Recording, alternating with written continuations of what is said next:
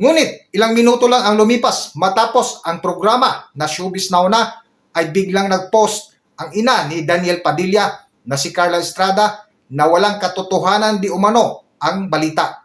Isa po ang patunay at pampublikong imahe ng bendikasyon ni O.G. Diaz ito. Pinakain nyo ng pagkakasakit na salita yung tao. Tinawag nyo pa na ang pinakakain sa kanyang pamilya ay pagsisinungaling, pag-iimbento at paglalatag ng fake news. Tinawag nyong peddler ng mga maling balita. Paano ito ngayon? Nag-trending. O.G. Diaz, fake news peddler. Ang tanong ko ngayon, paano nyong babawiin ito? Samantalang totoo naman ang kanyang sinabi at may patunay na talagang hiwalay na ang inyong mga idolo. Pwede bang mag-trending din yung pagsusuri ninyo kay O.G.?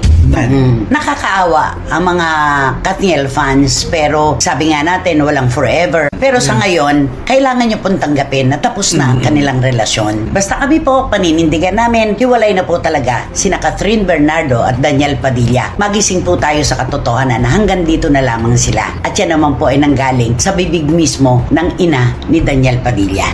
At kinabukasan ay hinamon mismo ni Nanay Christy Fermin si Carla Estrada at ang source nila na magharap-harap silang tatlo para makumpirma ang katotohanan. Okay, at kayo po ang saksi, mga kachika.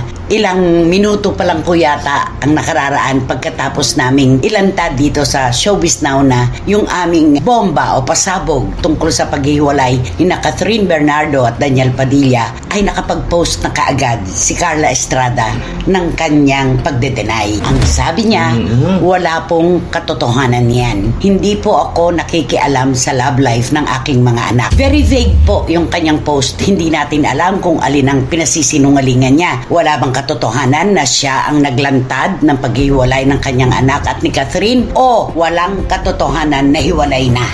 Dalawa yun. Correct. Kaya safe pa rin siya. Diba? Wala siyang kinumpirma, wala rin siyang binawi. Oo. Diba? Pero ang buong akala ng mga Katniel na tagahanga, hindi siya ang naglantad ng balita at hindi rin hiwalay si Daniel at si Catherine. True. Diba? Yun. Napakalawak napakalawak. Kailangan kasi makipagkita tayo sa katotohanan. Tinanong ako agad ni Reggie Bunoan, ang aking anak-anakang kolumnista. Sabi niya, Nanay, pwede ko po bang makuha yung komento nyo kasi nag-deny po si Carla tungkol dun sa issue na inilabas ng SNN. Ang sabi ko sa kanya, alam mo anak, hindi na ako makikipag-argumento pa. Ang pinakamaganda dyan, magharap-harapan kami ng aking source at saka siya.